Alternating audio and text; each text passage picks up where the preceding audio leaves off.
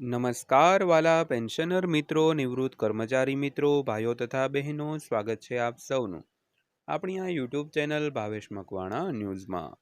તો પેન્શનર મિત્રો, આજની આ માહિતીના વિડીયોની અંદર આપણે વાત કરવાના છીએ રાજ્યના મુખ્યમંત્રી દ્વારા પેન્શનરો અને સરકારી કર્મચારીઓના ડીએ વધારાને લઈને કરવામાં આવી છે એક મોટી જાહેરાત।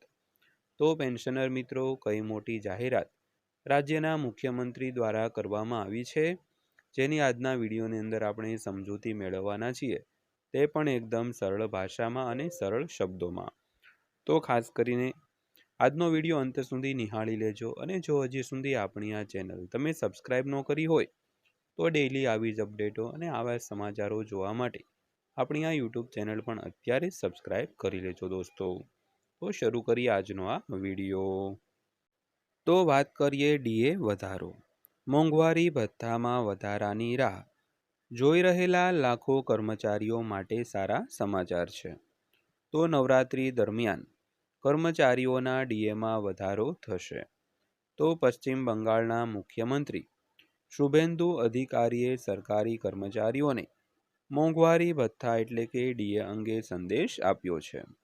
તો આ કાર્યક્રમમાં તેમણે જણાવ્યું હતું કે રાજ્ય અને કેન્દ્રના ડીએ દરો વચ્ચે સામાન્ય તફાવત ધીમે ધીમે ઘટવામાં આવશે। તો તેમણે એમ પણ કહ્યું હતું કે કર્મચારીઓને તબક્કાવાર રીતે બાકી રહેલા ડીએ ચૂકવણીઓ પણ ચૂકવવામાં આવશે। તો પેન્શનર મિત્રો, આ વાત છે પશ્ચિમ બંગાળ રાજ્યની।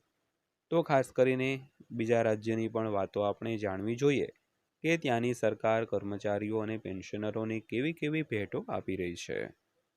તો ત્યારબાદ વાત કરીએ તો ઓક્ટોબરમાં મોંઘવારી ભથ્થું આવશે। તો પશ્ચિમ બંગાળના મુખ્યમંત્રી શુવેન્દુ અધિકારીએ જણાવ્યું હતું કે પૂજા મહિનામાં કર્મચારીઓના ખાતામાં મોંઘવારી ભથ્થું જમા કરવામાં આવશે। તો રાજ્ય સરકારે તાજેતરમાં ડીએમાં 20%નો વધારો કરવાની જાહેરાત કરી છે, જેનાથી રાજ્યના કર્મચારીઓ માટે ડીએ વધીને 38% થઈ ગયો છે।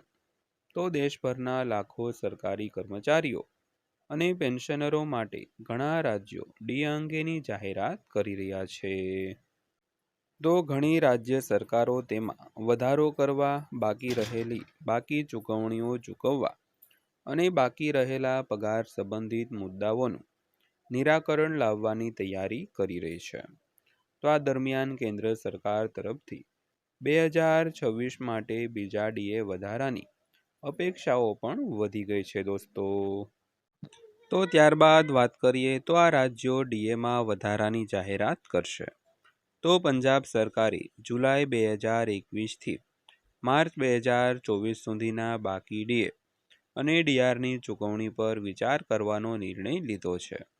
તો બાકી રકમ અને સુધારેલા પગાર અને પેન્શન બાબતો પર રિપોર્ટ આપવા માટે એક પેટા સમિતિની રચના કરવામાં આવી છે।